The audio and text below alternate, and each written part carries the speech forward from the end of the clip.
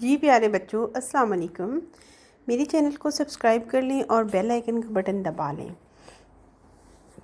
جو سٹوری ہے اس کا نام ہے پریوں کی ملکہ کا دربار۔ پرستان میں پریوں کی ملکہ کا دربار سجا ہوا تھا۔ خوبصورت پریاں رنگ برنگے پیراہن لہراتی باادب گھوم رہی تھی۔ ملکہ سترنگی لباس پہنے، سر پر پھولوں کا تاج سجائے، سندل کی لکڑی سے بنے اپنے تخت پر بیٹھی تھی اور فخر سے اپنے دربار میں گھومتی پریوں کو دیکھ رہی تھی، جو تتلیوں کی طرح ہلکی پھلکی تھی اور ادھر ادھر اڑتی پھر رہی تھی۔ یہ دربار ہر روز صبح و شام لگتا تھا، جس میں تمام پریاں اکٹھی ہوا کرتی تھیں۔ صبح کو اکٹھی ہو کر وہ سارا دن کیے جانے والے کاموں اور تفریحات کے منصوبے بناتی تھی اور شام کو مل کر سارا دن کی روداد ایک دوسرے کو سنایا کرتی تھی۔ اس طرح ملکہ کے سامنے ان سب کی حاضری بھی لگ جایا کرتی تھی کہ آیا تمام پریاں محل میں موجود ہیں یا نہیں۔ سبز پری، جو ملکہ کی کنیز خاص اور مشیر بھی تھی، وہ ہمیشہ ملکہ کی دائیں بائیں باادب اور ہوشیار کھڑی رہتی تھی۔ ملکہ کا اشارہ پاتے ہی حکم بجا لاتی تھی۔ سبز پری کی یہی عادتیں تھیں جو ملکہ کو بہت بھاتی تھیں۔ وہ کسی بھی پل اس کو اپنی نظروں سے دور نہیں ہونے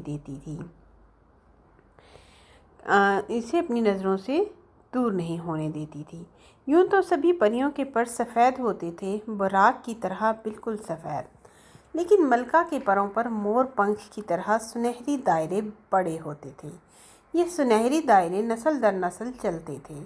ملکہ تو ایک ہی شہزادی کو بننا ہوتا تھا، لیکن یہ سنہری دائرے جس کے پروں پر بھی ہوں، وہ اس بات کی علامت ہوتے تھے کہ اس پری کا تعلق بھی شاہی خاندان سے ہے۔ اسی طرح جس پری ذات کے پروں پر سنہری دائرے ہوں، وہ بادشاہ بنتا تھا یا شاہی خاندان سے تعلق رکھتا تھا۔ سبز پری کے پروں پر بھی ہلکے ہلکے سنہری دائرے تھے، جو اس بات کی علامت تھے کہ اس کا تعلق بھی شاہی خاندان سے تھا۔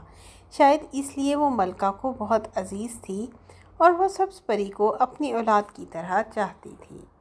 اب سوچنے کی بات تھی کہ اگر سبز پری کے پروں پر بھی سنہری نشان تھے تو اس کو ملکہ نے اپنے برابر مقام کیوں نہیں دیا تھا؟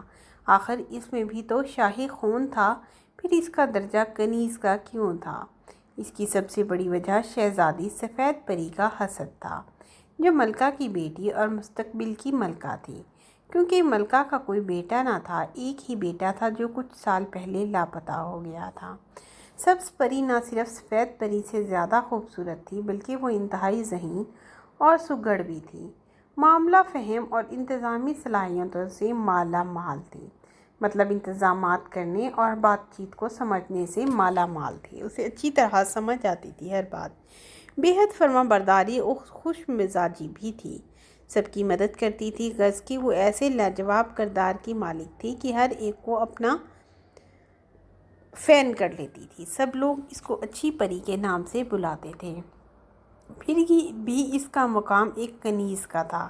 سفید پری مستقبل کی ملکہ تھی، مگر زمانے کے ساتھ چلنے والی اس میں کوئی بھی خوبی اور صلاحیت نہ تھی، مگر وہ زمانے کے ساتھ چلنے والی نہیں تھی، سوائے اس کے کہ وہ شہزادی تھی، ملکہ کی بیٹی تھی اور دادی پری کی سر چڑھی تھی۔ پریوں کے یہاں یہ بات قابل اعتراض سمجھی جاتی تھی کہ کسی پری زاد یا پری زادی میں کوئی بھی گن نہ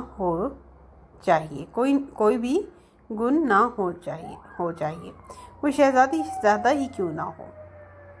پھر نہ جانے کیوں ملکہ نے ابھی تک شہزادی کے ساتھ اتنی رعایت برتی ہوئی تھی، مطلب اس میں کوئی گن بھی نہیں تھا۔ یہ اعتراض کی بات سمجھی جاتی تھی، لیکن اس نے پھر بھی ملکہ نے اس کو بڑی رعایت دی ہوئی تھی۔ سفید پری کو صرف دو ہی کام آتے تھے، سونا اور کھانا۔ وہ اٹھتے ہی سب پر غصہ کرتی تھی اور کھانا کھاتے وقت تو سب سے زیادہ غصہ کرتی تھی، کیونکہ اس کو کوئی کھانا پسند ہی نہیں آتا تھا۔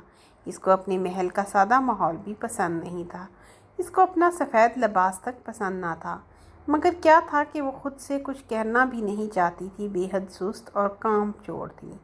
اس کے پھوڑ پن کا سب سے بڑا ثبوت یہ تھا کہ وہ ابھی تک سفید پری ہی کہلاتی تھی۔ یعنی کہ جوان ہو جانے کے بعد وہ اپنے لباس کو رنگ نہیں پائی تھی۔ پریوں کی یہ ریت تھی کہ پیدا ہوتے ہی سب پریوں کو نہایت سفید ریشم سے تیار کیا گیا نفیس لباس سفید رنگ کا پہنایا جاتا تھا۔ وہ لباس بے حد خوبصورت اور ہلکا پھلکا ہوتا تھا تاکہ ان کو اڑنے میں کوئی مشکل نہ پیش آئے۔ عام طور پر بوڑھی پریاں ریشم اور سنبل کی روئی سے پہننے اور دیگر استعمال کے لیے کپڑا تیار کرتی تھی، پھر اس کو باریک کانٹوں کی سوئی سے سیتی تھی، مطلب بہت ہی فائن اور خوبصورت پروں والے کپڑے کو وہ بناتی تھی۔ لیکن بڑے ہو کر ہر پری زادی کو اپنا لباس خود رنگنا ہوتا تھا۔ وہ جس رنگ میں بھی اپنے لباس کو رنگ لیتی تھی وہی اس کا نام پڑ جاتا تھا، کیونکہ رنگ کردار اور عادتوں کی نشاندہی کرتے ہیں۔ وہ خود اپنی بچیوں کے نام کچھ بھی رکھتے ہوں، لیکن جب پری اپنا لباس رنگ لیتی تھی تو اس کا نام اسی رنگ سے لیا جاتا تھا۔ ضروری نہیں تھا کہ ہر کوئی جب بہت اچھا رنگ تیار کرے بس جس سے جیسا بھی رنگ بن جاتا وہی اس کی علامت بن جاتا۔ لباس رنگنے کے لیے رنگ اور وہ اپنی پسند کے پھولوں اور پودوں سے یا جس چیز کو بھی وہ پسند کریں اس سے تیار کرتی تھی۔ اس سے ان کے سگڑ پن کا پتہ چلتا تھا۔ حتیٰ کہ ملکہ بھی اپنا لباس خود رنگتی تھی، لیکن اس کو یہ اعزاز حاصل ہوتا تھا کہ وہ اپنے لباس میں ایک سے زیادہ جتنے رنگ چاہے استعمال کر سکتی تھی۔ بلا شبہ اس میں محنت تو زیادہ لگتی تھی، لیکن یہ بھی ملکہ کے عام پریوں سے زیادہ سگڑ ہونے کی دلیل تھی۔ پری زادے لباس مطلب جو پری آدمی ہوتے تھے لباس رنگنے کی شرط سے آزاد ہوتے تھے، کیونکہ ان کو اپنے ہنر اپنے دوسرے کاموں میں دکھانا ہوتا تھا۔ وہ سفید لباس ہی پہنتے تھے جو ان کے مرد ہونے کی دلیل بھی تھا۔ 10 سال تک تو پری زادے اپنی ماں کی زیر نگرانی رہتے تھے، لیکن 10 سال کا ہوتے ہی ان کو الگ محل میں بھیج دیا جاتا تھا۔ پھر وہ بادشاہ کی نگرانی میں چلے جاتے تھے، جہاں زندگی گزارنے سے متعلق مختلف ہنر سیکھتے تھے۔ ان کو بلا ضرورت اور بغیر اجازت زنانے محل میں جانے کی اجازت نہیں ہوتی تھی۔ پریاں فطرتاً نیک، صالحہ، صلح پسند اور سادہ مزاج ہوتی تھیں۔ اسی طرح ان کا محل بھی بہت سادہ ہوتا تھا اور ان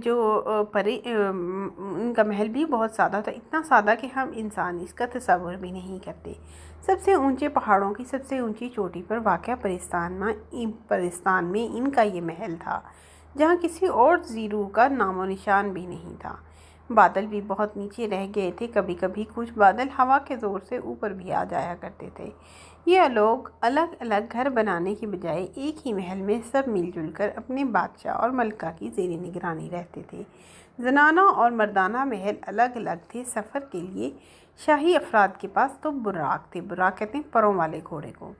پیارے بچوں، یہاں پر آپ میری چینل کو سبسکرائب کر لیں اور بیل آئیکن کا بٹن ضرور دبا لیں، کیونکہ میرے پاس جو سٹوریز ہیں وہ فیریز کی ہیں۔ یہ ہم نے فرسٹ ایپیسوڈ پڑھی ہے، اس کے بعد ہم نئی سنائیں گے آپ کو۔ ٹھیک ہے بچوں، نئی کہانی سنیں گے آپ، اس کے لیے آپ چینل کو سبسکرائب کر لیں۔ اللہ حافظ۔ ویڈیو کو لائک بھی کریں۔